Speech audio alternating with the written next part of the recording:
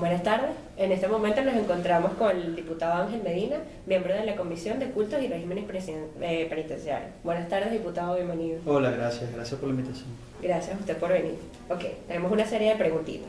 La primera, ¿qué acciones va a emprender los diputados en la Alternativa Democrática ahora que se conoce la decisión final del TSJ sobre la continuidad administrativa del presidente Chávez? Nosotros apenas se produjo la decisión del Tribunal Supremo de Justicia, hicimos un comunicado, remitimos un comunicado público a toda la población venezolana donde básicamente planteamos lo que era la posición de la unidad parlamentaria frente a esto que nosotros catalogamos una violación al orden constitucional. En este momento en Venezuela se está produciendo una violación al orden constitucional y nosotros lo que vamos a estar luchando desde ese momento y seguimos luchando en asambleas populares, en reuniones con los gremios y con la sociedad organizada en términos generales, es buscando la restitución de ese orden constitucional.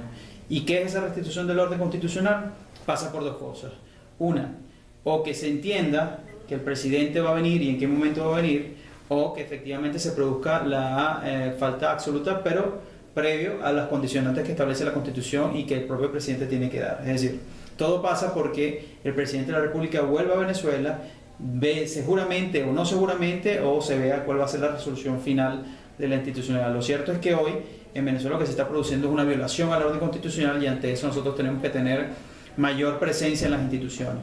Nuestra posición, al menos la personal, es que ante una falla institucional lo que nos corresponde es buscar más las instituciones, hacer que las instituciones puedan responder de mejor manera y hacer que todo nuestro marco de acción política esté enmarcado en los procesos, en la Constitución.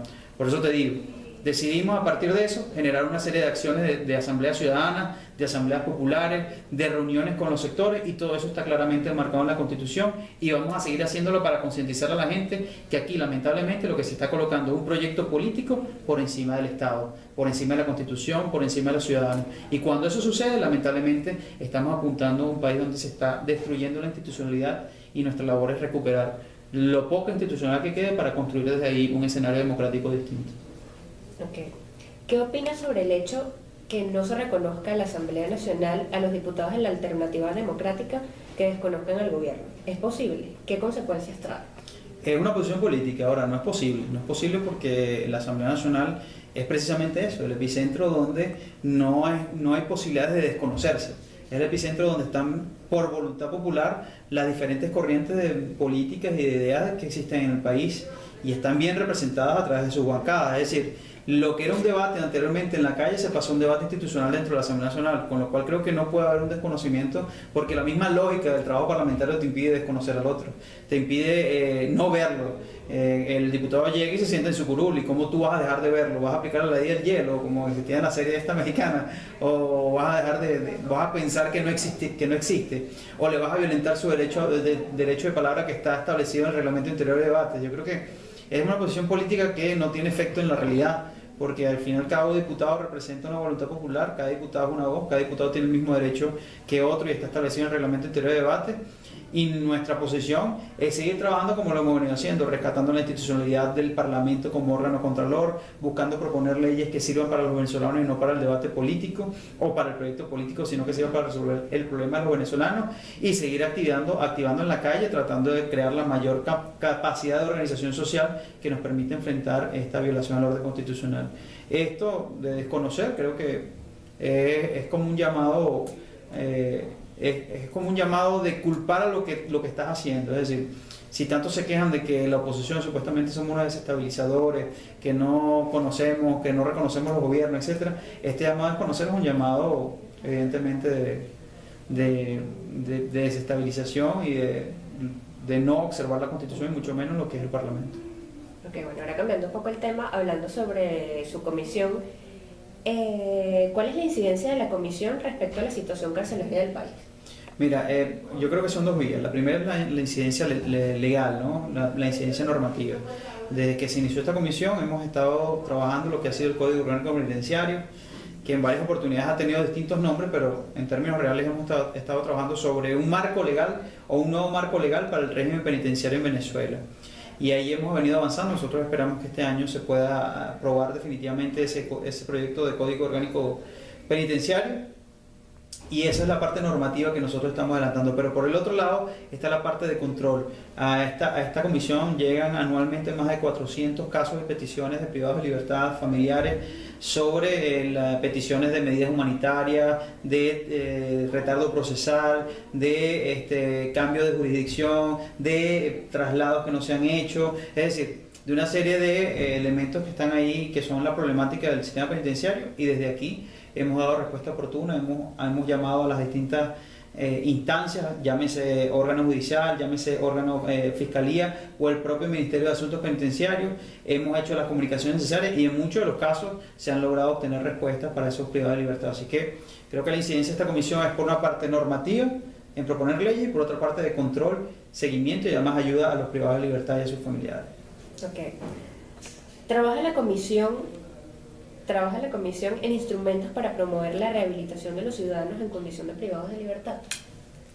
Creo que la comisión no trabaja en instrumentos como tal. La comisión ha venido trabajando en un criterio global de política pública, es decir, nosotros, a pesar de que somos distintos partidos políticos los que integramos esta comisión, en estos últimos 2 años, gracias a Dios, hemos dejado nuestras diferencias políticas de un lado y hemos entendido que el problema carcelario es un problema humano, un problema humanitario.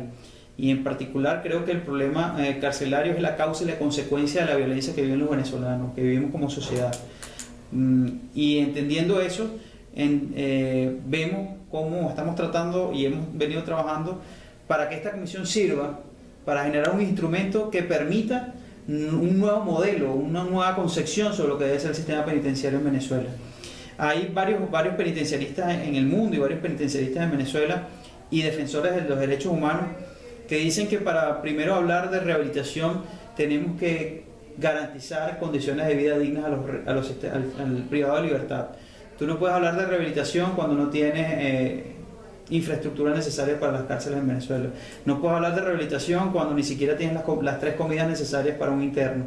No puedes hablar de rehabilitación o de reinserción social, como lo quieras ver, cuando el privado de libertad vive una violencia permanente donde hay un sistema de paranes y un sistema de subgobiernos dentro de los distintos centros penitenciarios del país. Mucho menos puedes hablar de rehabilitación cuando el sistema de justicia presenta fallas terribles en materia de fiscales, en materia de retardo procesal, en materia de falta de juzgados. O sea, primero tratemos de garantizarle a los privados de libertad una vida acorde a los derechos humanos dentro de los centros penitenciarios, con centros penitenciarios acordes a que ellos puedan estar ahí. Y posterior a que tengamos lo mínimo, lo básico, pensemos en la rehabilitación. Creo que esos son los pasos. Eso es como que yo piense en que cualquier familia tiene que llegar a la suprema felicidad, pero no tiene casa, no llega acceso a los servicios públicos, no tiene sistema de transporte, sus hijos no van a la escuela, pero yo estoy pensando en la suprema felicidad. La suprema felicidad de esa familia primero se va a lograr cuando logres las infraestructuras mínimas para que ellos vivan decentemente. Claro.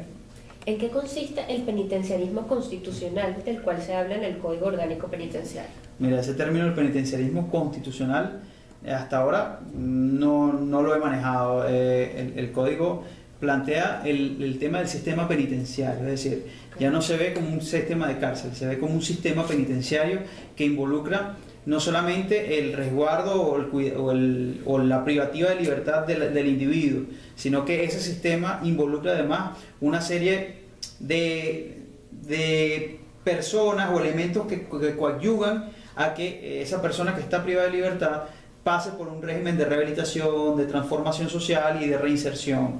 Eso pasa por, como te digo, el primer sistema es infraestructura, que es importante tener un sistema penitenciario con una infraestructura adecuada. El segundo tiene que ver con el personal interno, los custodias, un custodio que tenga formación real, un personal penitenciario que esté capacitado, sea profesional y que pueda mantener la seguridad interna desde el punto de vista civil hacia los privados de libertad. Luego viene todo el tema de la ayuda profesional, es decir, un comité o un equipo interdisciplinario que va a evaluar al privado de libertad desde que entra hasta su salida y que va a ir llevando todo lo que es ayuda médica, ayuda psicológica, pero además ayuda legal, le va a permitir todo lo que es los beneficios procesales, alcanzar esos informes para los beneficios procesales, y el último que tiene que ver con la rehabilitación o reinserción social, que tiene que ver con el trabajo y el estudio. Okay. Ya para culminar, ¿Cuál es la relación que mantiene la Comisión con el Ministerio del Poder Popular para el Servicio Penitenciario? Mira, en el caso particular, y es una cosa que nosotros aprovecho que están ustedes para volverlo a denunciar, lo he hecho en 1000 oportunidades, estamos en enero del 2013. Y hoy en enero del 2013 esta comisión no ha recibido de manera formal, o al menos los miembros de la comisión no hemos recibido de manera formal la memoria y cuenta del Ministerio de Asuntos Penitenciarios del año 2012.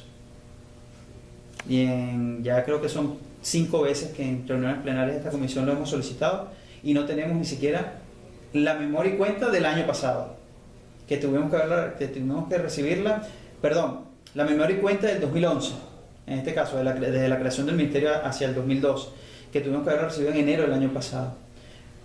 Ahora el vicepresidente vino y trajo las memorias y cuentas. Esperamos que cuando se está en esta comisión nos entreguen la memoria y cuenta del año 2002. Hemos solicitado además reuniones de esta comisión en pleno con la ministra de Asuntos Penitenciarios para entender o conocer cuáles son las líneas estratégicas del ministerio. Tampoco ha sido posible. En términos generales, las relaciones han sido de intencionalidad desde esta comisión hacia el ministerio, pero de pocas respuestas del ministerio hacia la comisión. Okay. Bueno, muchas gracias, diputado, miembro de la Comisión de Cultos y Régimen Penitenciario, Ángel Medina. Muchas gracias. Gracias a ustedes.